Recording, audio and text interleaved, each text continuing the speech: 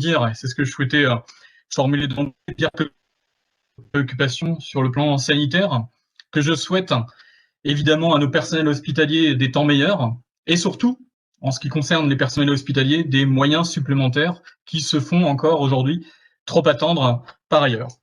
À nos concitoyens, je souhaite aussi que nous retrouvions au plus vite un semblant de normalité pour tourner cette page, laisser de côté cette année 2020 éprouvante.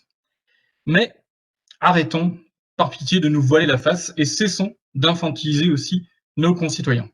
Si c'est encore pour redémarrer comme avant, hors de question. Aider nos petits commerces, c'est bien, mais se mobiliser contre Amazon aux côtés des maires des environs d'Ensisheim, c'est mieux. Dans un autre registre, est-ce que vous avez soutenu l'initiative pour l'extension du RSA aux jeunes de moins de 25 ans? Pardon, vous êtes, selon vos dires, contre l'assistanat, même si on ne sait pas trop bien ce que cela veut dire. Et vous avez consenti à aider un peu les plus démunis dans un contexte d'explosion inédite de la pauvreté. Nous y reviendrons. Éviter de redémarrer comme avant, c'est peut-être aider, accompagner nos coursiers à vélo vers une structure coopérative, qui sait, vers une forme qui se rapproche du salariat, pour leur éviter une vie de galérien à courir derrière le gain. Je pose cette idée-là, et vous n'avez plus qu'à vous servir. Éviter de redémarrer comme avant, c'est aussi se soucier de la question du bruit. Et à ce titre, je vous invite à demander au préfet l'interdiction de la vente et de l'utilisation des pétards et feux d'artifice au moins jusqu'au 31 janvier prochain.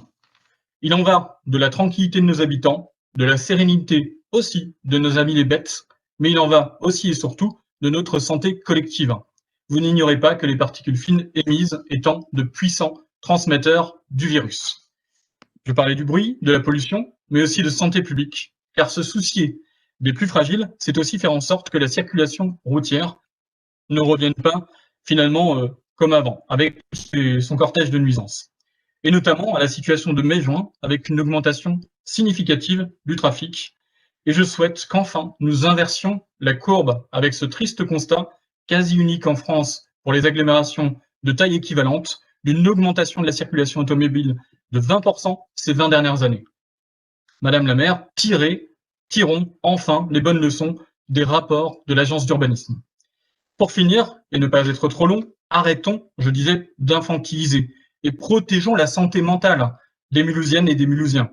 Vous avez réclamé et obtenu l'obligation du port du masque sur l'ensemble du banc communal de Mulhouse, à l'exception de quelques espaces de nature. Sauf que, quand vous êtes par exemple dans le quartier Franklin-Fridolin, vous n'avez pas de coin de nature libre de masques à moins d'1 kilomètre. Mais surtout, cette règle du kilomètre est absurde. Les promeneurs urbains s'agglutinent sur un même espace.